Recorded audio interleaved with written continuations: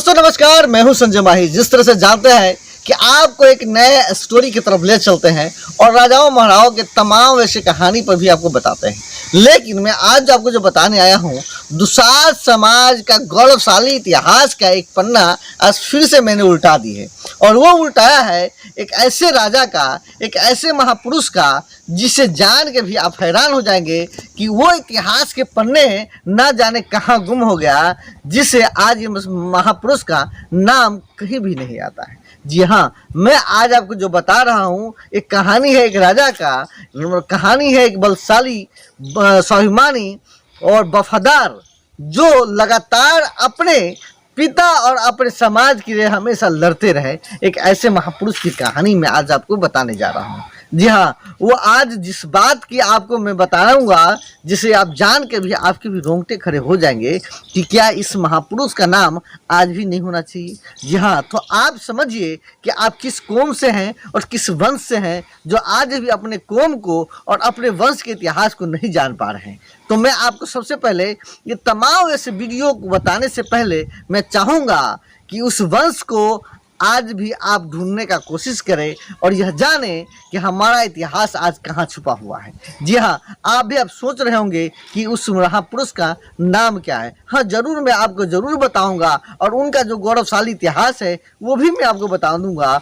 लेकिन आज आपको ये भी हैरान होगी कि ये राजा का बड़े संरत्न से, बड़े षड्यंत्र से इसको मार भी दिया गया था, और वो भी किसी और से नहीं, अपनों से मार दिया गया था। तो सबसे पहले मैं चाहूँगा कि आप भी अगर इस चैनल को देखते हैं, आप भी इस जानते हैं कि समाज के लिए लगातार अगर ये चैनल आवाज़ उठा रही है, तो सबसे पहले इस चैनल को सब्सक्राइब करें और बेल आइकन को जरूर डला लें, ताकि साथ ही आपके सभी तमाम वैसे वीडियो मिलते रहे।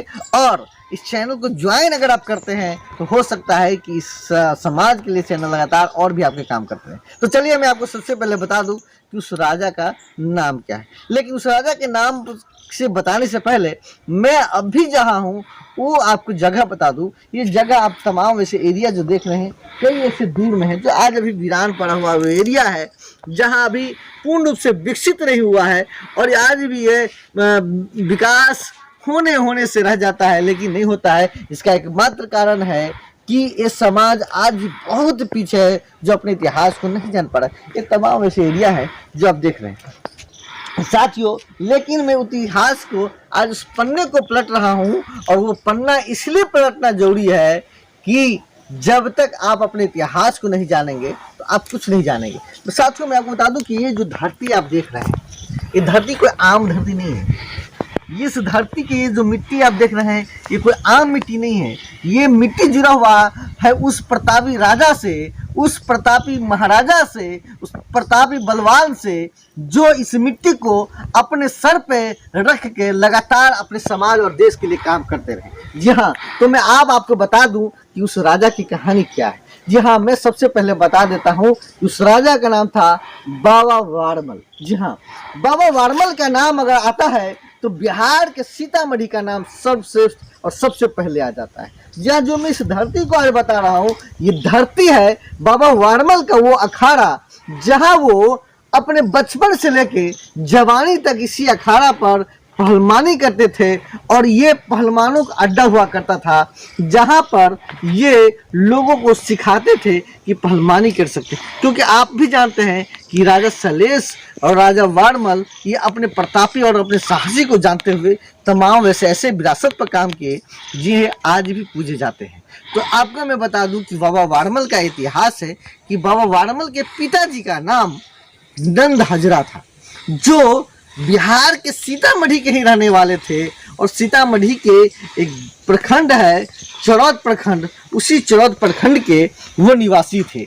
मैं आपको बता दूं कि चरौद प्रखंड में जो नंद हजरा जी थे, उन्हीं के पुत्र थे। लेकिन आप भी जानते हैं कि जब राजा खासकर ये दुसाध वंश के लोग जो थे, वो पहलवान हुआ करते थे, वो बलवान हुआ करते थे, वो साहसी हुआ करते थे, वो निडर हुआ करते थे, वो वफादार हुआ करते थे। और यही एक कारण है कि दुसाध को हमेशा चौकीदारी की ही नौकरी मिलती थी। और चौकीदार का नौकरी पाने के लिए, और खासकर चौकीदार बनाने के लिए तमाम वैसे राजा चाहते थे कि ये दुसाध ही हमारे इस जो राज्य है, ये जो प्रांत है, ये जो क्षेत्र है उसका राजा हो, तो सॉरी चौकीदार हो। तो इसलिए सभी लोग चाहते थे कि हमारा जो है वो जो दुसाध है वो चौकीदार हो। तो यहीं पर एक राजा थे, जिस राजा का नाम था राजा चोर चकवे। और राजा चोर चकवे के यहाँ पर नंद हजरा जी यहाँ पर चौकीदारी के तौर पर काम करते थे, और यहाँ तमाम ऐसे प्रांत के खासकर सभी चीज़ों को वो देख रेख करते थे, और उन्हीं के वो पुत्र नंद हजरा था। और ये नंद हजरा जी यहीं पर जो है ना, सॉरी जो बाबा वारमल थे, बाबा वारमल यहीं पर जो है अपना पहलवानी करते थे, और यहीं पर कई युवाओं को पहलवानी से सीखते थे। और कई वर्षों पहले यहाँ पर सभी लोग पहलवानी करते थे, और आज भी इसको खूंदा जाए तो यहाँ भी अवशेष मिलता है। यहाँ के पुजारी सुदीश पासवान है जो तमाम वैसे इस कहानी को बताते हैं कि इसका कहानी असलियत कैसा है। तो साथियों, ये धरती जो है बलवानों की धरती रही है, जो आज आपको ढूंढना चाहिए। मैं आपको विशेष रूप से बताऊंगा कि राजा वारमल का बाबा जो है वारमल का क्या इतिहास है, तो आपको भी जानना चाहिए। इसी गांव के जस्ट बगल में, मतलब यहाँ से 3 किलोमीटर पर ही इस राजा का निवास, सॉरी इस जो बाबा वारमल थे उनका निवास था, और बगल में ही वो राजा चोर चकवे का महल हुआ करता था।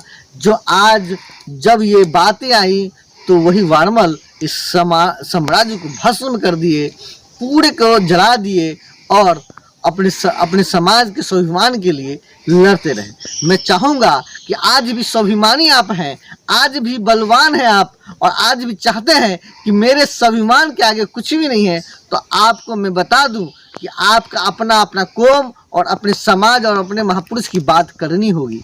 इसलिए खास कर ये समाज और इस कौम की बात करूं तो अपने इतिहास को लेकर इतना धूमिल है कि कभी ना तो अपना इतिहास जानता है और नहीं अपने इतिहास को खोजने की बात करता है।